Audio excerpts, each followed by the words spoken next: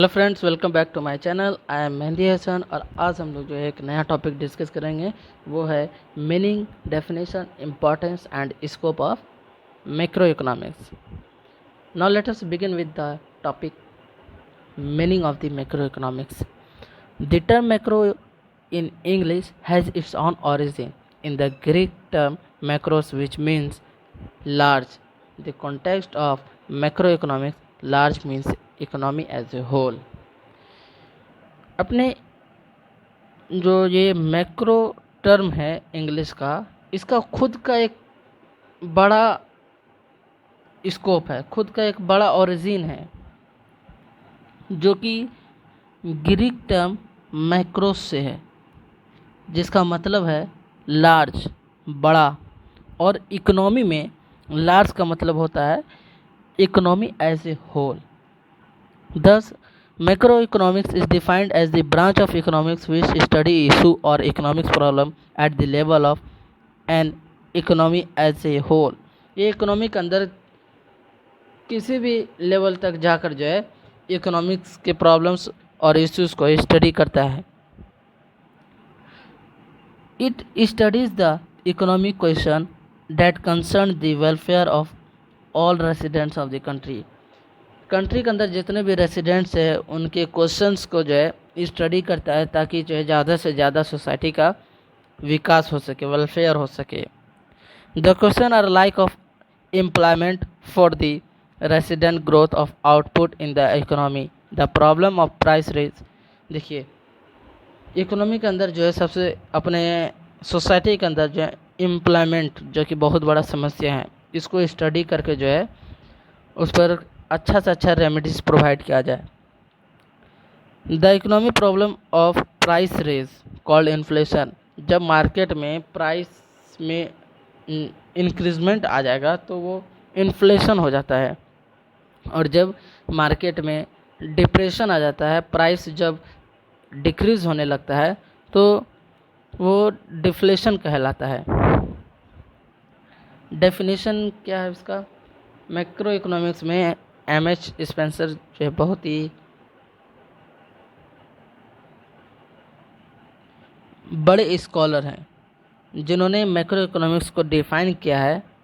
Macro economics is concern with the economy as a whole or large segment of it. Macro economics जो है एक उसका बहुत ही बड़ा सेगमेंट है, बहुत ही बड़ा उसका क्षेत्र है। In macroeconomics, intention is focused on such problems as the level of unemployment, the rate of inflation, the national total output, and the other matter of economy as wide significant.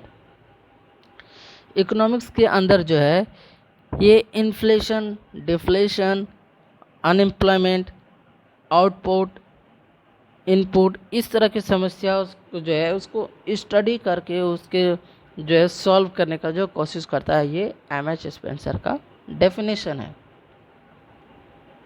Scope of macro economics को जो है किस हद तक जो है उसको boundary दी गई है, ताकि वहाँ पर उस हद तक जाकर जो है इकोनॉमिक्स के अंदर स्टडी करके और अच्छा से अच्छा इकोनॉमिक्स ग्रोथ कर सके।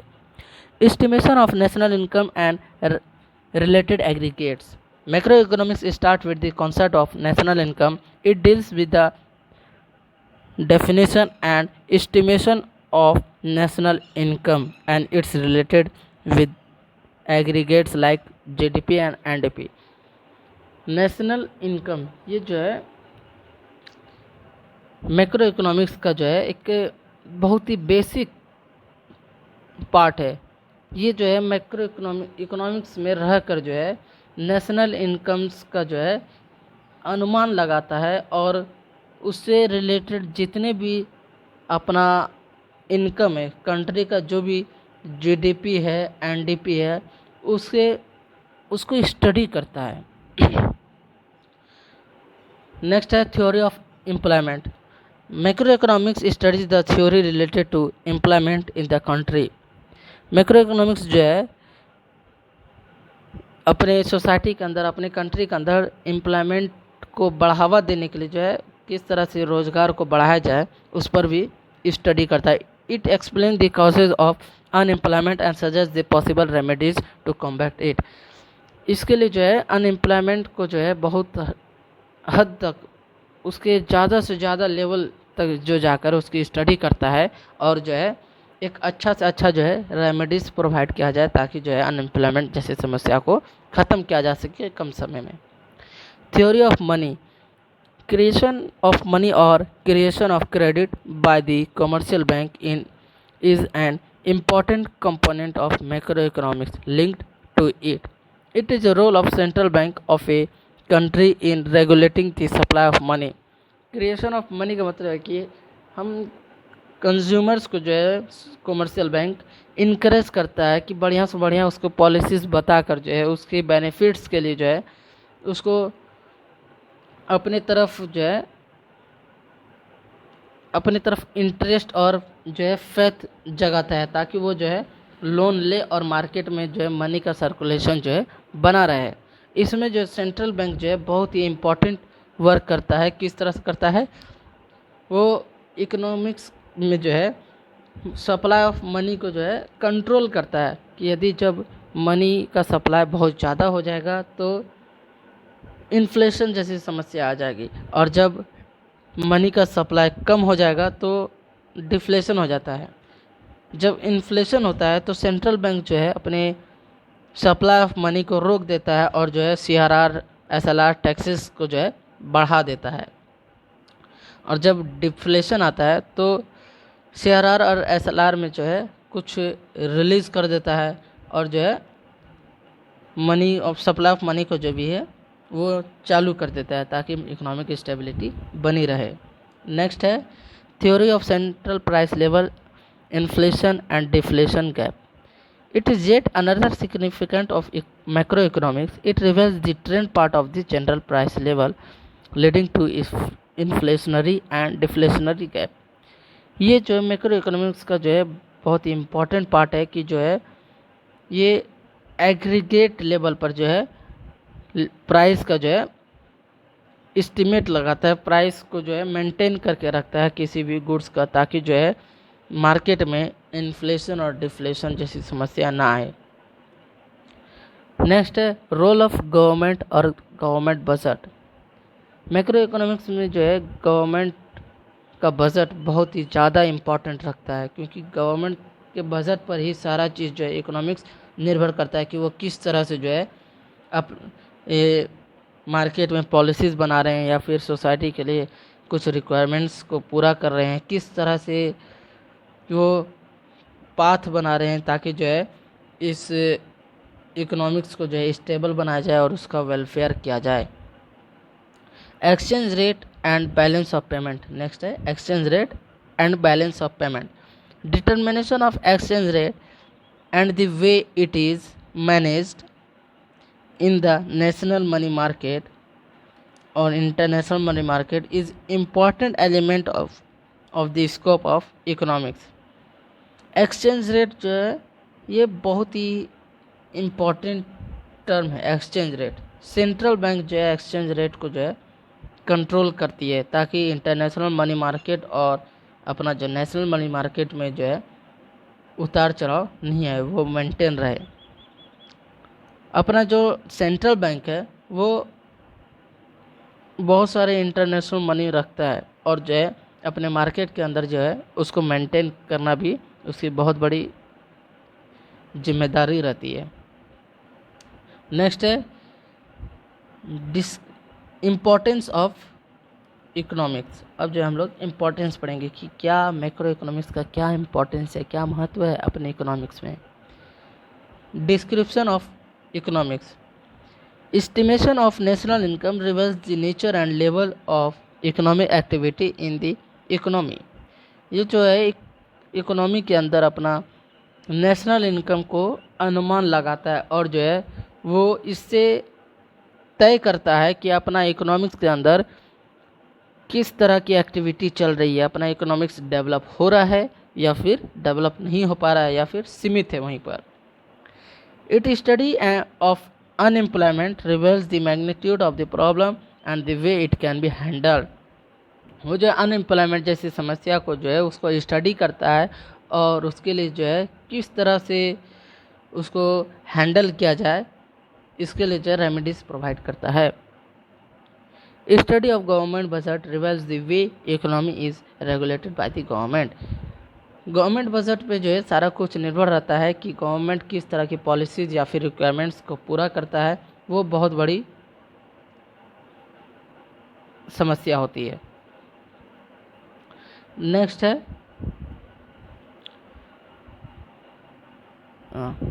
नेक्स्ट है road map of growth and development. Macroeconomics offer a roadmap of growth and development program and policies of economic growth are drawn as assessing the needs of the economy.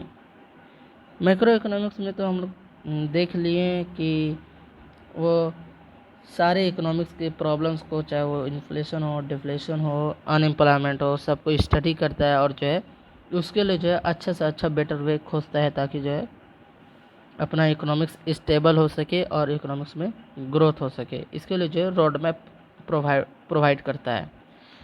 Next है economics stability.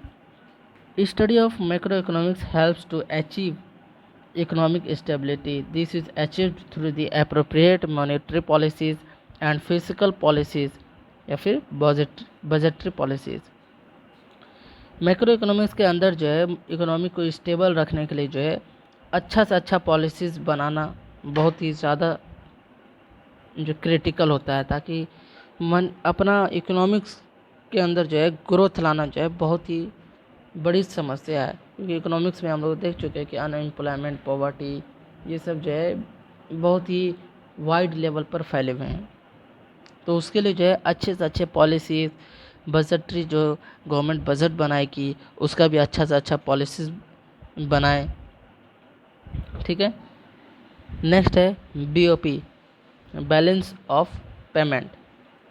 Balance of payment status of a country reveals performance of the economy in the relation to rest of the world. Balance of trade, export and import shows the capacity of the export compulsion. Balance of payment का क्या होता है कि अपने country से, अपने country के अंदर या फिर अपना कंट्री के बाहर जो ट्रांजैक्शंस के जो लिस्ट होते हैं उससे पता चलता है कि अपना इकोनॉमिक जो है किस तरह से स्टेबल है। जब ज़्यादा ट्रांजैक्शंस होंगे तो अपना इकोनॉमिक जो है वो उस तेज़ी से जो है ग्रोथ करता जाएगा। अपने कैपेसिटी का पता चलेगा कि अपना किस तरह, यदि ज़्यादा लेवल पर एक्सपोर्ट हो रहा है तो अपना इकोनॉमिक्स का जो कैपेसिटी है वो बहुत ज़्यादा स्टेबल है। नेक्स्ट है problem of poverty and environmental pollution. ये जो पॉवर्टी जो है इसका सिंपल सबसे इम्पोर्टेंट जो कॉज है वो है पॉपुलेशन। ये जो पॉपुलेशन जो है जो बढ़ा रहे हैं अपने सोसाइटी के अंदर, जिनके भी फैमिली में ज़्यादा से ज़्यादा बच्चे हैं तो अधिकतर वैसी फैमिली जो है इलिटरेट है। उन्हें पता नहीं रहता है कि वो जो है बस ये सोचते हैं कि जो मेरे पास जितने बच्चे होंगे आगे चलकर वो जो है मुझे अच्छे से अच्छे जो है ज़्यादा से ज़्यादा पैसे कमा कर देंगे, जितने बच्चे उतने ज़्यादा पैसे। लेकिन वो ये नहीं सोचते हैं कि बच्चे को बड़े होने तक में उसको जो किस तरह से जो है उसको लालन पालन में जो प्रॉब्लम्स आएंगी वो बहुत ही बड़ा जो है समस्या होती है। इसलिए जो कहा जाता है कि पॉवर्टी का सबसे बड़ा दुश्मन है पॉपुलेशन। और ये जो पॉपुलेशन जो है ये जितने ज़्यादा लोग होंगे सोसाइटी में उतना ज़्यादा जो है इन्वायरमेंटल पॉल्यूशन भी होगा। एक आदमी से यदि मान लीजिए 0.01% पॉल्यूट हो रहा है अपना इन्वायरमेंट, तो वहीं पर ज़्यादा 10 लोग आ गए थे 0.0, मतलब कि जो है उसमें इंक्रीजमेंट हो जाती है पॉल्यूशन में। नेक्स्ट है policy formation. Information relating to macroeconomics variables like aggregate demand and aggregate supply, total consumption and investment expenditure in the economy output across different sectors of the economy at sector is extremely useful in the formulation of policies for growth and development of country। ये जो policy formation जो है बहुत ही ज़्यादा जो है important और बहुत ही ज़्यादा जो है एक ब्रह्मास्त्र का काम करता है। यदि पॉलिसी फॉर्मेशन को में यदि किसी भी तरह का हल्का से भी गड़बड़ी हो जाएगा तो इकोनॉमिक की स्टेबिलिटी को जो पूरी तरह से डगमगा देता है। ये जो पॉलिसी फॉर्मेशन जो की जाती है वो अपने इकोनॉमिक्स के अंदर जो एग्रीगेट डिमांड है, सप्लाई है, टोटल कंजप्शन है, उसको स्टडी करके पॉलिसीज़ बनाए जाते हैं ताकि जो अपने इकोनॉमिक्स का जो है ग्रोथ अच्छे से अच्छे हो सके। इकोनॉमिक्स को स्टेबल रखने में जो है पॉलिसी फॉर्मुलेशन जो है बहुत इम्पोर्टेंट रोल अदा करता है। बस यहीं तक का अपना importance of macro economics complete हो गया। अब नेक्स्ट जो हम लोग अगले वीडियो में करेंगे। यदि आपको पसंद आया होगा तो लाइक शेयर सब्सक्राइब ज़रूर करें। आपके लिए इसी तरह जो है नॉलेजेबल और जो आपके सिलेबस के लिए भी जो है काफ़ी इम्पोर्टेंट हो इस तरह की वीडियो मैं बनाता रहूँगा। और आपको यदि इसका मटेरियल चाहिए, यदि आपको इसका PDF चाहिए, नोट्स चाहिए तो लिंक डिस्क्रिप्शन में दिया हुआ है, वहाँ से आप ले सकते हैं। Okay, thank you so much for watching video.